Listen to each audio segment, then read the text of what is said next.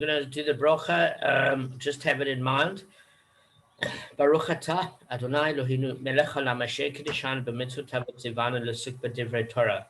V'arev na Adonai Eloheinu et divrei Toratcha b'finu b'fiyamcha beit Yisrael.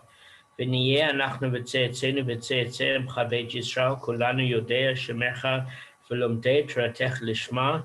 Baruch atah Adonai lomei Torah le'emo Yisrael. Amen. Baruch atah Adonai Eloheinu melech haolam asher b'achar banu mikol amim v'natan lanu Torato. Baruch atah Adonai noten Torah. Amen. Amen. Thanks.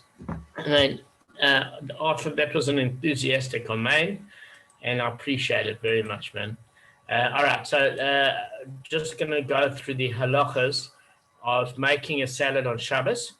Okay. By Rabbi Daniel Brody, things to be aware of.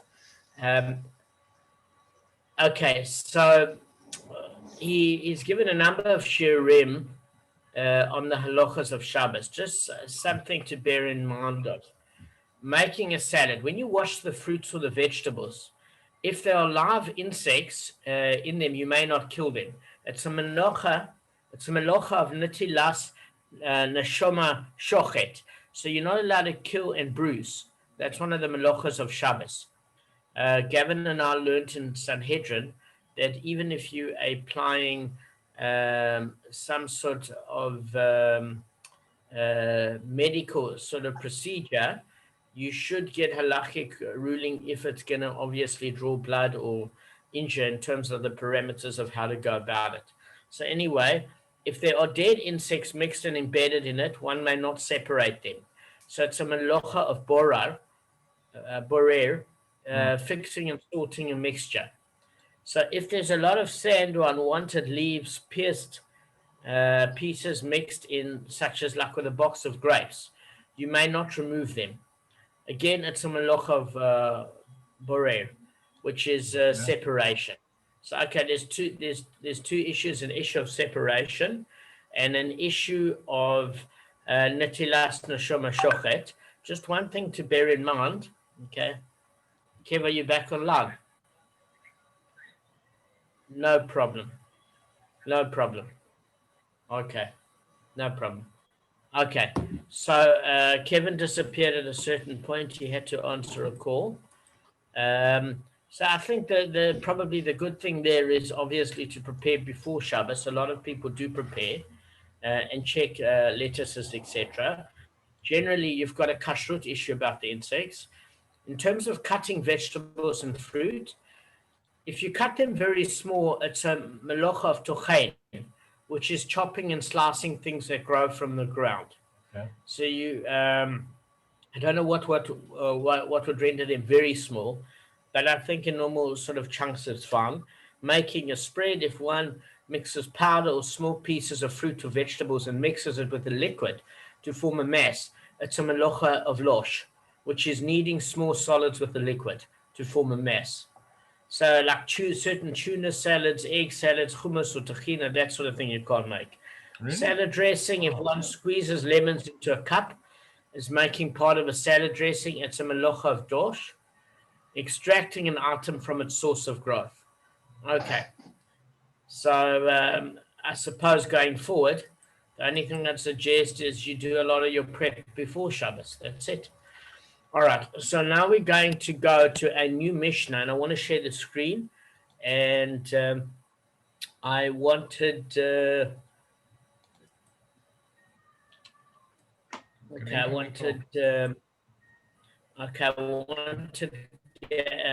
Gavin, you can put yourself on mute, Arthur, it's no problem. And you can answer it with pleasure. All right, Gav, I want you to read this. Let me just minimize the screen. There we are. I'm not sure if I can. Just hold on. I'm Hitting on a my new phone. message today. Let me just turn Otherwise, this I around. can read it. My phone. Yeah, you're going to have to. I'm on my phone. It's a little bit... Okay, hold on. I've turned it around. Okay.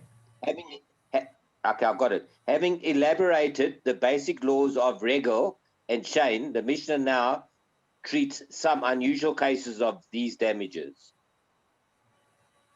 Okay, if a dog or kid jumped from the top of a roof, I'm not reading the Hebrew.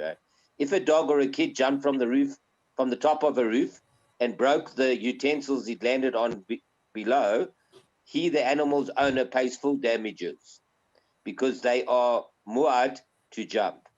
If a dog took a biscuit from the coals on which he was baking and went to a stack of grain sheaves where it ate the biscuit and set fire to the stack, for the biscuit, he, the dog owner, pays full damages.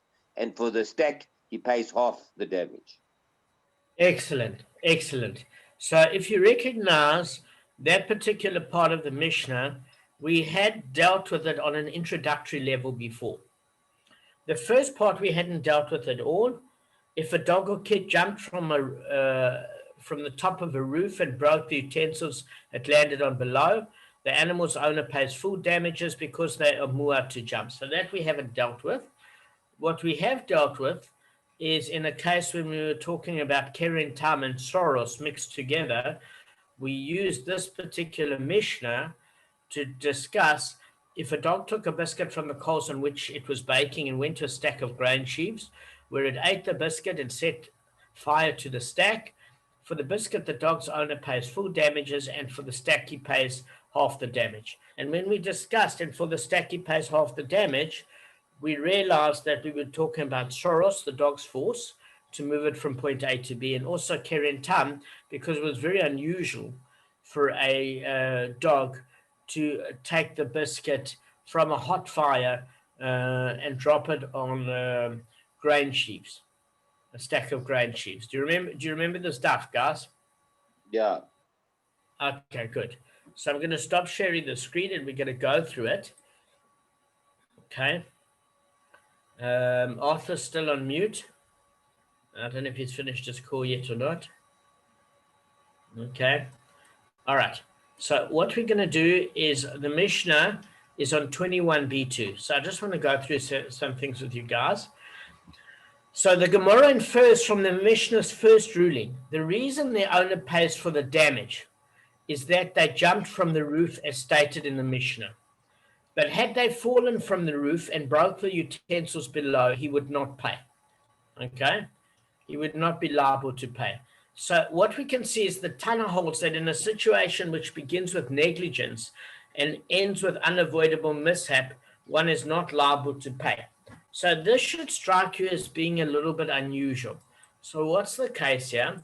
When it says if a dog or kid jumped from the roof, it's not talking about a kid as in the colloquial word for a child. It says a kid goat.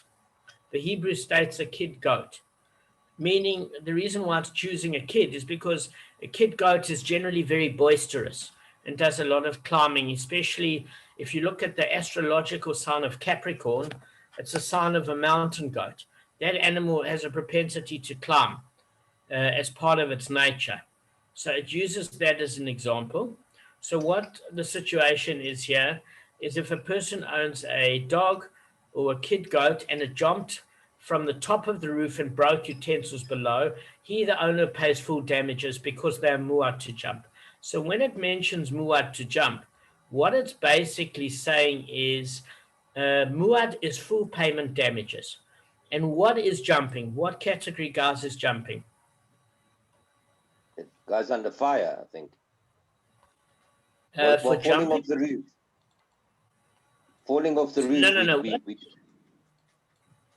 Okay. I'm just going back to that example where you had utensils on the roof. Kevin asked if it's Karen. No. So we're not talking about here, for example, let's just separate the Mishnah. We're not talking about the case where the dog took the biscuit from the fire coals. We're talking only in the first part of the Mishnah. So I'm going to share the Mishnah screen again, okay, because obviously it's just going to make it a little bit clearer for you guys. All right. Can you see this first part here? Yeah. Let's just see if I can highlight it. Can you see that part? Yeah. Yeah. All right, so let's just talk only about that.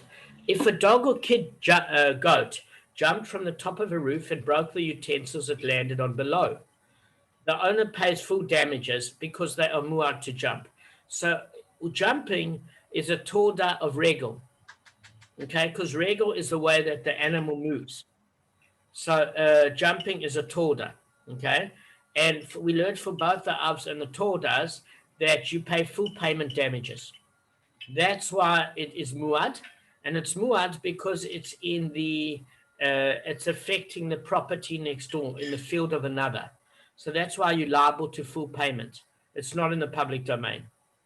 Are you with me, guys? So, Yeah. so what is it, Rego? It's regal. It's a torda of regal, and it's happening between two neighbors. Therefore, it's full payment damages because any torda or of regal is actually full payment damages.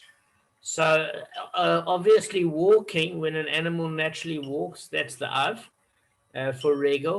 But when an animal jumps, that's a torda, at which you still pay full damages. So what the Gemara is saying is as follows here. It's saying the Gemara infers from the Mishnah's first ruling the reason the owner pays for the damage is that they jumped from the roof, as stated in the Mishnah. But if the animals had fallen from the roof and broke the utensils below, he would not be liable to pay. So we can see from the Tana, he holds in a situation which began with negligence and end with unavoidable mishap. One is not liable to pay. Okay. So I want to explain to you what this means, is that basically what are you allowing your animals to go on the roof for? This is what we're saying, is that it begins in negligence. How does it begin in negligence? You shouldn't allow your animals to climb on the roof. Does that make sense? So that's why the Gemara is using the term beginning negligence.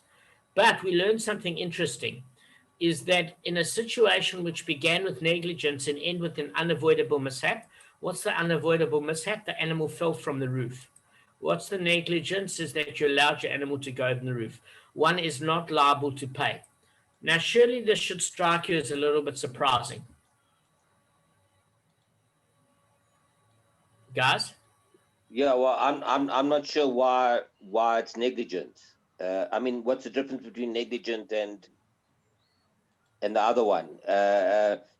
If they go on the roof and it's negligence, or they go on the roof and it's an accident, what's the difference? Okay, good question. So what it's saying here is that you shouldn't allow your animal on the roof to start with. So in other words, if your animal is climbing to a height and there's utensils on your neighbor's property, and then there's a likelihood that the animals are going to jump off and they're going to land on your next door neighbor's utensils, it's going to break those utensils. And therefore, to allow a situation where your animal is clutching around your neighbor's utensils, because the only way it could fall on your neighbor's utensils if there's a wall is if it climbed up your roof, because there's a wall separating the two properties. So it's not an open area where it could just go and bash those utensils. The only way it could fall over onto those utensils is to climb on your roof from your property.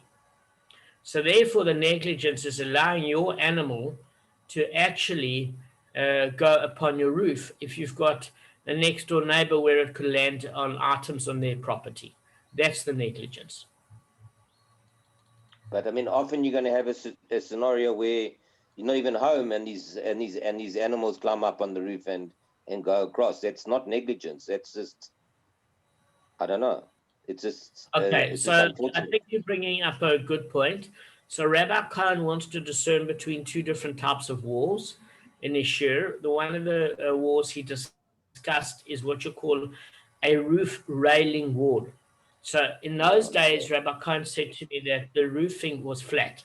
So the thing of it is, if you're going to have animals and you're not home, you should have a railing on that roof or some sort of preventative measure from being able to go to your neighbor's property. Because again, your neighbor, just like if you're not home and your dog kills the next door neighbor, but it goes in the next door neighbor's yard, you are responsible for having an ineffectual fence. Or if you have a height to which an animal can climb and go to your next door neighbor's property, you're having ineffective measures to prevent your animal from going to another's property and either killing their animal or alternatively damaging their Oh. property. So, Gavin's asking a good question. Yeah, no, thank you. That's a good answer. That's right with the fences. Thank you. Gavin asked a good question. He said, well, why are you negligent if you've got to go to work? Like, you've got things to do. So, as Rabbi Cohen pointed out, there are two different walls. There's walls separating properties, and there's also perimeter walls on your roof because your roof is flat. I think the reason why the roof used to be flat was because they probably did have a lot of activities like entertained, etc. Because your walls were your only private area apart from your main property itself. So I think it allowed for a lot more space, allowance, etc. And you had to fix your properties. You could use it as a storage area, etc. So it was quite common, Rabbi concept, to have a flat roof and have wall railings on that flat roof to prevent mishaps. One of the mishaps is that to prevent you from falling down the roof. Does that make sense? It wasn't really only for the animals at all. Okay, where's Gavin gone now? I am here. Can you hear every word you're saying? All right, Just carry on.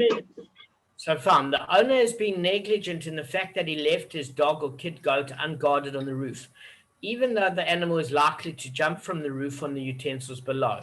So nevertheless, if the animal falls from the roof and crushes the utensils, which is an unforeseeable mishap, the Mishnah implies that the owner is not liable to pay. Now, whether or not one is liable in situations that began with negligence but end with an unavoidable mishap is the subject of an Amoraic dispute in Bava Kamma 42a. And our Tana apparently supports the view that one is not liable in such situations. That's according to Rashi. So what we're saying is as follows, is that by all intents and purposes, if you started off with negligence by letting your dog or kid goat go on the roof and it jumped off and damaged utensils of your neighbor, you're liable to pay. But if it fell off the roof and landed on your neighbor's utensils, you're not liable to pay. So obviously it seems a little odd for the simple reason is that in a way it did start off with negligence. So why would you not be obligated to pay? So we're going to address that issue now. And And how does one know? How does one identify whether the animal fell intentionally or accidentally, type of thing? okay, so Gavin's asking another very good question: is how would you know? So we assume that the neighbor. Remember, all these cases are when us are what do you call it? Test cases.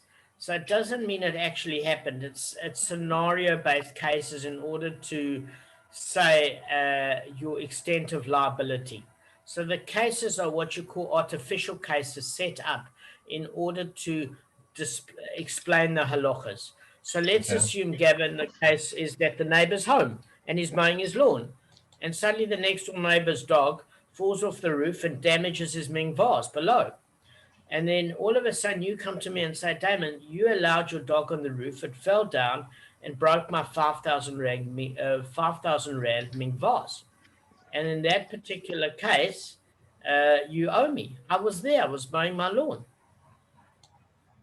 Does that make sense? Yeah. Yeah, that's So let's clear. take that scenario. Fine. So in that case, the Gemara shows how this ruling of the Mishnah and the Brisa poses a difficulty to certain Amoraim, right? Now, this fits well according to the one who says that in a situation which begins with negligence and ends with an unavoidable mishap, one is not liable to pay. But according to the one who says that one is liable to pay in such situations, what is there to say in his defense? Okay. So the Gemara answers the view will be explained that the Mishnah and Bryce above, that the owner from liability to damage caused through the animals falling from the roof is a case where the utensils are actually very close to the wall. So that if the dog or kid goat jumped from the roof, they would not fall on them. But so there's no damage as a result of negligence. But even the situation which begins in negligence. Okay, so let me explain to you what this means. Is that I've got the only way to describe it. I'm just trying to think. It doesn't make sense, because if you put a fence up, then the animal wouldn't get there in the first place. No. I'm going to explain. Give me a half a sec.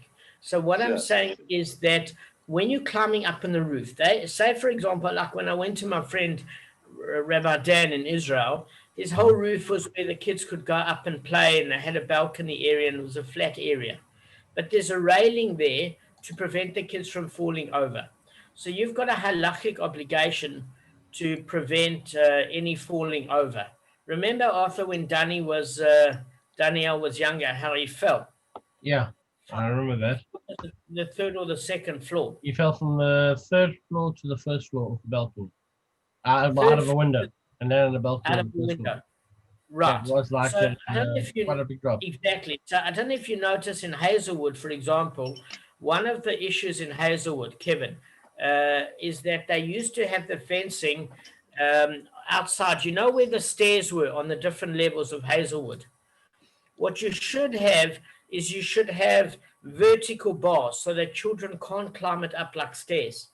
And Hazelwood had a problem because they had horizontal bars Okay. to allow children to climb up over that sort of hand railing balcony on the stairs when you got to first, second, and third floor of Hazelwood. And that, in fact, is not allowed, because you can't allow a child or anything to have access where you can climb over. That's why the bars have to be vertical, so you can't climb over. The bars are there to prevent those sort of accidents. So on your roof, Gavin, you should have some sort of railing. So when the Gemara refers to a wall, it can either refer, Rabbi Cohen said, to a wall or a railing, either one.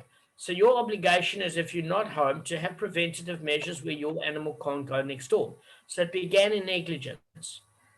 Right. That's liable in the case where the animal fell and not jumped. In a case where your animal jumped, you liable for regular full payment damages. So when the animal fell, why would you not be liable? Because, Kevin, if you look at it to start with, the animal only fell from a height because you allowed it on the roof. Does that make sense? Yeah. Why did it fall? Because you allowed it on the roof. So why aren't you liable for the final mishap if it started in negligence? So the opinion is, I'm going to explain. So those opinions, there's two opinions. Those that say you're not responsible say that the two issues have nothing to do with each other. A negligent issue, an accident can happen even when you're not negligent. So these are the two Amoraic opinions. The one says that even when you're not negligent, an accident can happen. So if an accident would happen in that same sort of manner, then you're not liable. So, for example, if somebody would cause an accident that's an unusual mishap, and they're not liable, and that's the reason that they fell off the roof, that is not the same as jumping off the roof. In other words, jumping off the roof is a normal activity. Falling off a roof is an abnormal activity. So say, for example, there was a railing up and you fell over and you fell and you landed on the Ming vase and you damaged it. In that particular case, it was an accident and therefore you're not liable, according to some Amoraic opinions. Where you jumped off and your particular action was almost measured and purposeful, or the normal way that an animal would move, that you are liable for because it's usual behavior. Okay, so that's one school of thought. The other school of thought is that you are responsible if you created negligence in the first place, even if it was an unavoidable mishap, because from a height, there never would have been that mishap had you not created that negligence to start with, which is the way that I'm tending to lean towards. I don't know if you guys understand what I'm saying. So in this particular case, it says, what is the case of the Mishnah? We're saying it's a case where the utensils were very close to the wall. And the reason that you're not liable is that because the utensils were close to the wall, an animal that jumps would generally jump within a given trajectory. So that if I know my animal would jump off the roof, but there were no vessels that were close to where the animal would jump off to the neighbor, and nothing there would get damaged. He never had pets or whatever, and the animal couldn't cause any damage next door.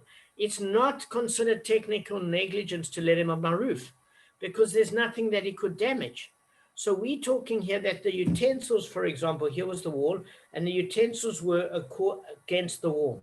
So an animal generally jumping would jump at a distance and create a sufficient trajectory not to land on the utensils. The fact that the animal fell on just off the wall onto those utensils is an accident that isn't within your scope because it wasn't considered negligent that you allowed him on the roof to start with, because there was nothing within his scope of normal trajectory of jump that would create liability. That's what the Gemara is basically trying to say. So it says, but according to the one who says that one is liable to pay in such situations, what is there to say in his defense? The Gemara answers, that view will explain that the Mishnah and Brisa absolve the owner from liability for damage caused through the animals falling from the roof in a case where the utensils are very close to the wall. So that if the dog or the kid goat would jump from the roof, they would not fall on them. Thus, not only is the damage not the result of negligence, but it's not even a situation which began in negligence. Okay, so in other words, when the animal jumps from the roof, the arc of its leap takes it away from the wall automatically. Thus, it will not land on utensils that are very close to the wall below. According to the view of the Mishnah and Brisa that the owner is not liable if the dog or kid goat falls, does not refer to whether the very same utensil would have broken through the animal's jump, now breaks through the accidental fall. Rather, there are some utensils very close to the wall and others further away. So, for example, if the animal jumps and it lands on further utensils, it's liable. But if it falls by accident and it lands on closer ones, it's not liable. So the Mishnah and Brisa hold that the owner liable for the utensils broken through the animal's jump only, but not for those broken through its fall. So that's according to Rashi and Rabbeinu Peretz in Shita Mekubetes and the Nachlas Moshe. Okay, so I'm just going to go through the next section quickly. Kevin, you've got to go in 4 minutes. Am I right? You're teaching. Okay. So let's just go to the next thing. So the Gemara presents an Amorite ruling. Rav Zavid reported in the name of Rava, there are times when one is liable even if the animal fell from the roof. You find it in a case where the wall around the roof is rickety. Okay, so since the wall is rickety, the owner has been negligent even in regards to his animal's fall. Why is he responsible? Because if the wall can't hold the weight of the animal, then naturally you're responsible for that animal falling. It's not the animal's clumsiness. It's the fact that the wall isn't stable. So on that response in 21b3, the Gemara asks, what is it? What is the rationale for making the person liable in this case? Do you mean that he should have been mindful that the bricks might fall? But in the final analysis, the bricks did not fall. So rather the animal falls. So why is it a situation that begins with negligence and ends with an unavoidable mishap? The Gemara answers, no, this is not a difficulty. It's only necessary to take the case of a narrow wall. Okay, so what it's saying is this. It's normal for a dog or kid goat to jump on top of the wall, and the animal's jump is likely to topple the rickety wall. That's according to the Rashba. And the bricks are toppled by the animal's jump, and it would fall onto the utensils below and break them. So that's the one version, is that because the wall is rickety, when the animal uses the wall as a trajectory to jump off, then bricks are going to land below and break utensils below. That's the one interpretation. The second interpretation is that if the animal fell and landed below. It's not big. The sign of a rickety wall is when the wall collapses underneath the animal. So unless there were bricks or something that fell along when the animal fell, there's no proof that the wall itself was rickety. Does that make sense? So therefore, unless there's bricks that land on the utensils below, or unless that the bricks land with the animals or some bricks, there's no proof that the wall in fact is rickety or unstable, because the neighbor's going to naturally claim your wall was no good. So if an animal just fell and there's no evidence of any of the masonry work or brickwork, there's no evidence that the wall is unstable. So in what case do we obligate? No, we only obligate in the case of a narrow wall. Okay. So in other words, the wall may not have been rickety according to the Rashba, but it was narrow. So tsar can also mean the word slanted, that the animals fall from the top of the wall onto the utensils below is not an unforeseeable mishap, but the result of the owner's negligence. Because if he had been mindful of the fact that the animal would jump from the top of the wall, which is the natural way that dogs and kids' clothes work, then the fall of a narrow or slanted wall, which does not provide the animal with any sort of sure footing. So Rav Zavir said in the name of Rava, he used the term rickety wall in keeping with the accepted halacha, that one is liable in a situation which begins with negligence and ends in an unavoidable mishap. So the Gemara explains that the view does not make one liable in such situations. You can also find a case where the owner is liable if his animal falls from the roof. If the wall, in fact, for example, wasn't narrow or naked or rickety. Okay, so what we basically saying there is that you have to be able to determine why the animal fell. So, Kev, you just disappeared for a sec, which I understand. I'm just giving you a 1 minute summary, then we ready. Sure.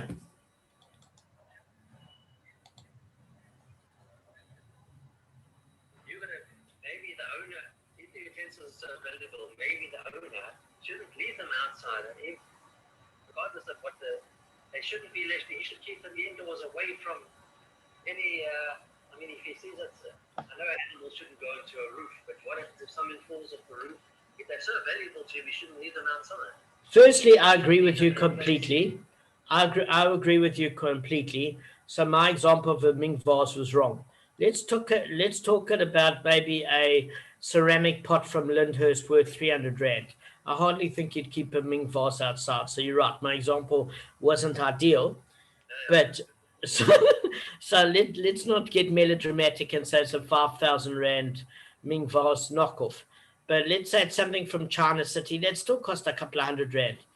The thing of it is that in the neighbor's property, if it's in your property, Kev, you can't expect your neighbor's not expected to damage things in your property. That's the bottom line. So if it's your own garden and your own property, you're not expecting the neighbor's animals to come and damage stuff in your property. And therefore, if an animal has access to go through the fence and maybe kill a cat or dog of yours or damage property in yours, they are responsible. So that's the case where the neighbor has to have the right sort of walling if his roof is flat and the animal can get access, or alternatively have the right sort of walling around the perimeter of the property to ensure that there's no sort of negligence. So the only thing I wanted to mention to you when you disappeared is this case of a rickety wall is that I could accuse you of having a rickety wall and saying that that's the reason why your animal fell. So the evidence as to the fact of whether or not you have a rickety wall is that if the bricks fell when your animal leaped, and the bricks fell and landed on the utensils adjacent to the wall, very close to the wall, it means that the bricks weren't cemented incorrectly. So there's a case. Or if your animal fell and when it fell, some of the brickwork fell, which means the wall wasn't stable. Either way, that's the definition of a rickety wall. Or you've got the version of a wall that's extremely narrow, which is not stable enough to allow for the animal footing. Because if you know that your wall is narrow, then you should have a way to prevent your animal from going on top of the wall. In other words, there should be a roof railing, as Rabbi Cohen said. All right, so we're going to end on this note. Does anybody have any questions? Yeah. Yeah. Hang on, Kevin's asking a question, yeah? So the animal fell into someone else's private domain. Correct. That's why it's responsible for, Okay. yeah. That's why, It wasn't like a house, like like that, like you don't get these houses like in the townships. They're not there are no demarcations of fencing, so it was actually fell into someone's private domain. correct. That's why, because you fell into somebody's private domain, it's a total of regel at which there's full payment. Absolutely. Gav, what's your question? Sure. Okay, so Thanks. my question is, which I think is quite, it might make sense, is, I mean, that's why I'm raising it, is if you've got two properties next to each other, right, and you've got this railing Yeah. on the roof, surely that's a shared fence. They would have both put it up. They both got animals. They both got the same issue. So I'm not sure. Generally, 99% of the time, it's going to be a shared fence. So if it's a shared fence and it's rickety, they're both at fault. So then why Okay, do you respond? you're asking a good question. We're talking about we're talking about a case. That's why Rabbi Cohen, especially in regards to what you said, was talking about discerning the difference between what you call a roof railing and a wall. Okay, But so even a roof railing, surely that's shared. no, it's not shared. Let me show you why. I want to just quickly. I'm gonna just quickly show you in Coral Draw for 1 second. It's only software I know that I Are you can. saying there's a space between the houses? So you have to have your own roof What railing. I'm saying is the one guy could have a single level property and the other guy can have a double level property. I'm going to share my screen now and show you. Yeah, no, Okay, just give me in one that second. case, you're correct. I never thought about that. Yeah, that's right. So, yeah, let me just share my screen and see if I can show you something here. Okay, can you see my Coral Draw? Yeah. Okay, you can see it. So say, for example, that's the wall between the properties, okay? And you have Yeah. one particular neighbor whose property is a ground level. And you have a next door neighbor that's got a property that is got 3 levels, okay? Yeah. So in that particular case, No, you're right there. and then you've got, okay, so in that particular case, and what we're talking about is we're talking about utensils that are close and utensils that are maybe much further away. Okay, and we talk about the neighbor's got an area like that. So what we're saying is when the animal jumps off, this is the normal trajectory that it needs a bit of space to land, and it doesn't fall off. Falling off means it would have no sure footing. So what we're saying is, even if it began in negligence, according to the opinion that it began in negligence and ended in an accident, they would say you're not responsible because there's no ways that you can expect to be responsible for here, because an animal would not do a free fall from this roof down there. So therefore, even if it was negligent to allow your animal on the roof, there's no ways that an animal would generally hurt itself by not landing on its feet and landing so close. There is an arc. There's an arc that when one jumps, it would jump naturally like that. There's almost a push off from an animal. It would never land on the utensils below. So say a person from next door never had utensils here, but just had against the wall pot plants and plants like little palm trees and plants, etc. You wouldn't expect the next door neighbor's animal to fall on those pot plants below, because animals wouldn't injure themselves. They would normally jump, or they would jump onto this other property of a second floor roof here.